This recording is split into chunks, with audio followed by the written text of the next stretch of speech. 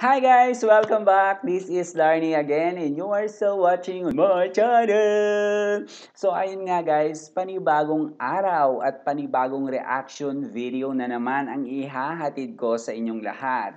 So bali, kung mapapansin nyo guys, wala muna tayo sa labas, wala muna tayo sa kusina dahil pagbibigyang diin nga natin itong gumawa ng reaksyon dahil nung nakarang araw, kung mapapansin nyo, laman ng balita ang lungsod ng Maynila dahil na rin sa isinagawang clearing operation ng mga pulisya at of course dahil na rin sa utos ng kanilang butihing mayor na si Isko Moreno. Ayun nga guys, pangalawang araw pa lang niya na nakaupo bilang mayor ay isinagawa na nga itong clearing operation gaya na rin ng kanyang pangako noong nakaraang eleksyon. So ayun nga guys, ito nga ay umani ng iba't ibang reaksyon, umani ng papuri, ng alam mo yon, ng paghanga sa mayor na si Isko Moreno dahil nga tinutupad niya or isa na ito sa kanyang pangako noong nakarang eleksyon. Ang linisin ang Manila, particularly ang Divisoria, ang Bloomingtreet, ang Quiapo. Ayan. So ayun nga guys, ating bigyang pansin, ating balikan yung mga videos na talaga namang ikinagulat ng madami. Talaga namang marami ang natuwa, marami din ang nalungkot, nawalan ng, alam mo yon, ng hanap buhay. Pero gaya nga ng palaging sinasabi ni Mayor Isko Moreno na talaga namang malapit ang loob niya sa mga mahihirap at hindi niya ito pababayaan. So in time guys, I'm sure magiging maayos din ang lahat. So ngayon guys, excited akong makita ulit ang Quiapo. Dahil alam naman natin na yung Quiapo is talagang madaming tao, madaming nagtitinda, sobrang ang daming tao. So ngayon, parang ating balikan or ating tingnan kung ano nga ba ang nangyari sa Quiapo after nung clearing operations. Ito guys, panoorin nating lahat.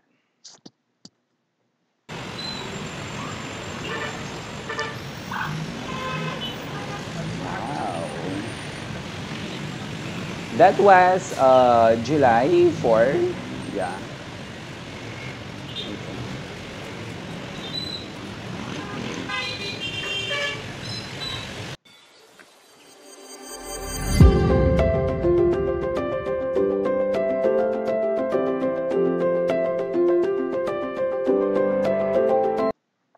So ito na nga guys, kung mapapansin nyo, ito na yung pagbabago na sinabi ni Mayor Isko. Ayan, ito na yung pagbabago ng Quiapo. Tingnan natin lahat. Parang sobrang ma-appreciate mo yung ganda niya.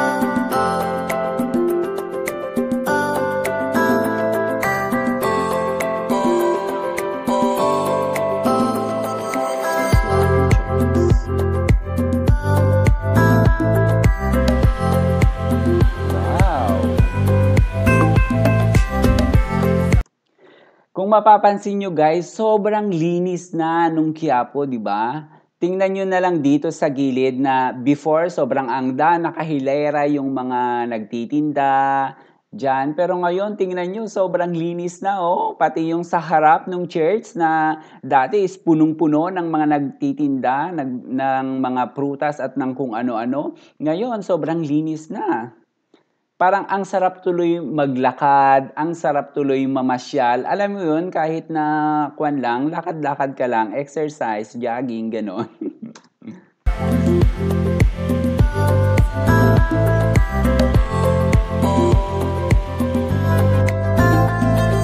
Wow!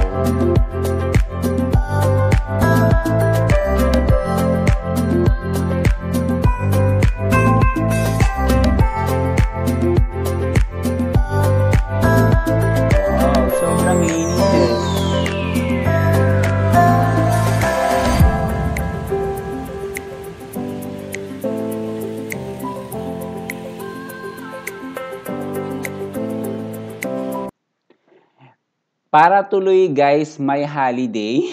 Kasi tingnan nyo naman, walang ka-traffic-traffic dito sa Quiapo. Kasi kung mapapansin nyo noon, sobrang tight nung traffic dyan sa bandang yan. Pero ngayon, tingnan nyo, parang, alam mo yon, parang naka-sem break yung mga estudyante, naka-holiday yung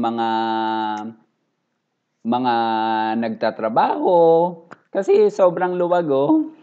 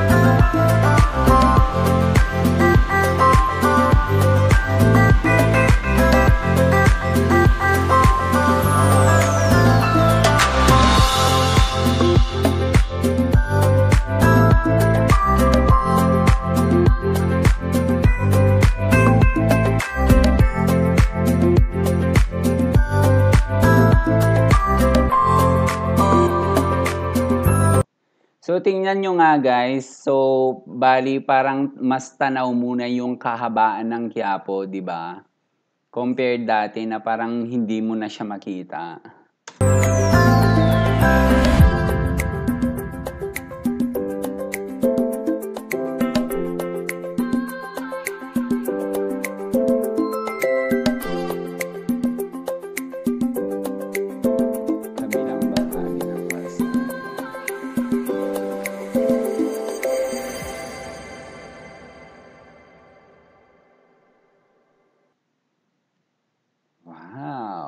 Sobrang luwag na ng Quiapo.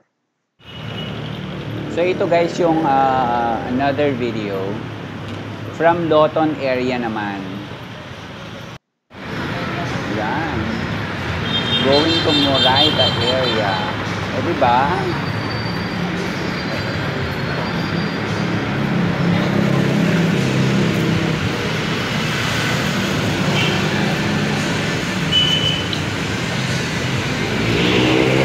Luwag pa din ng traffic. So, ito naman, another video ulit.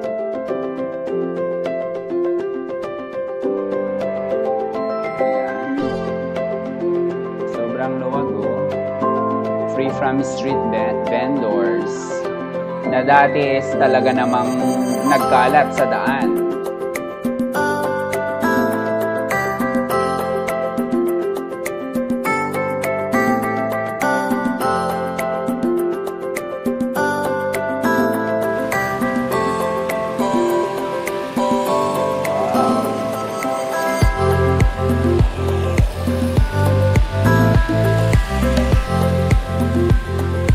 Ano nga bang nangyari sa Quiapo guys?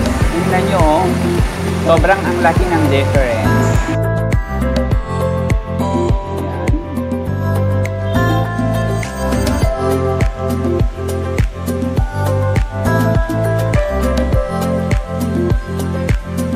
Lalo dati dito sa banda dito.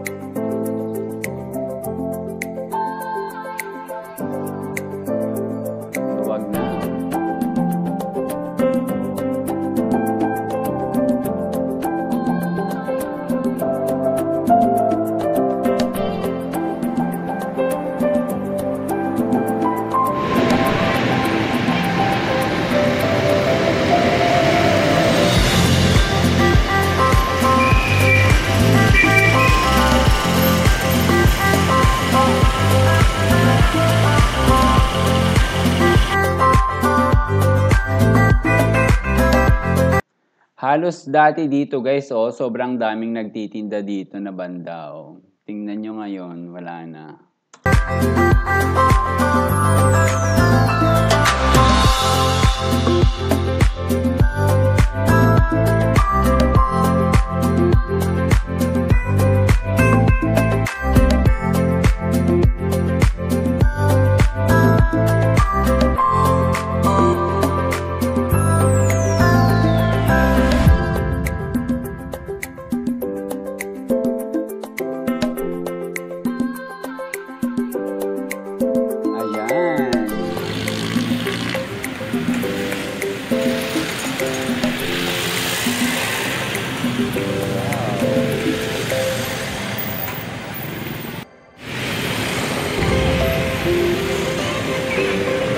Sarap tuloy kayo magsimba na dyan sa Quiapo.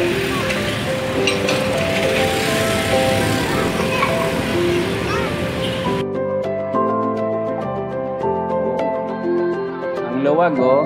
Dito banda madami dati.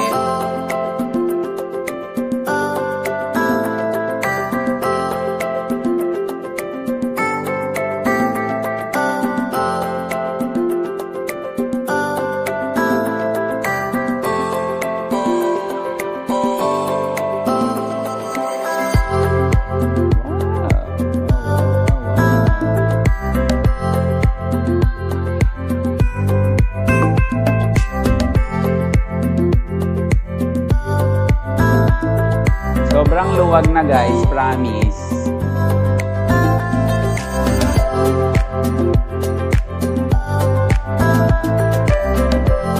Ayan oh, lalo dati dito oh, sobrang ang dami. Sa may IGADO Street.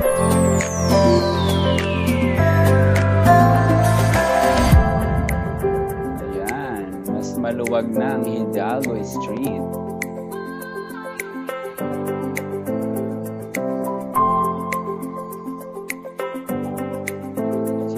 Si Kuya o nag-yosi. Di ba bawal mag-yosi sa public na?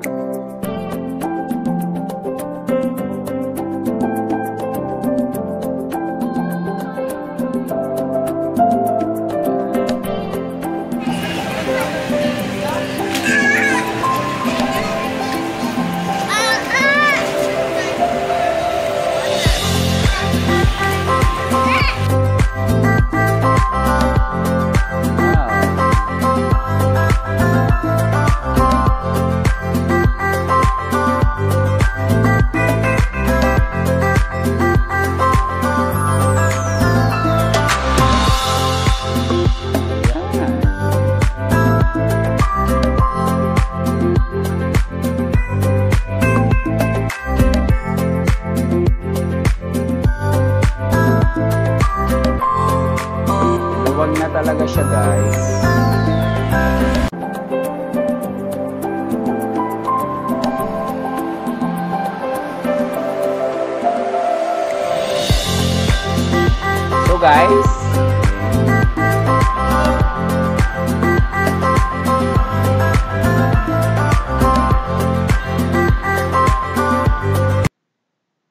So guys, bali, stop ko na siya dito.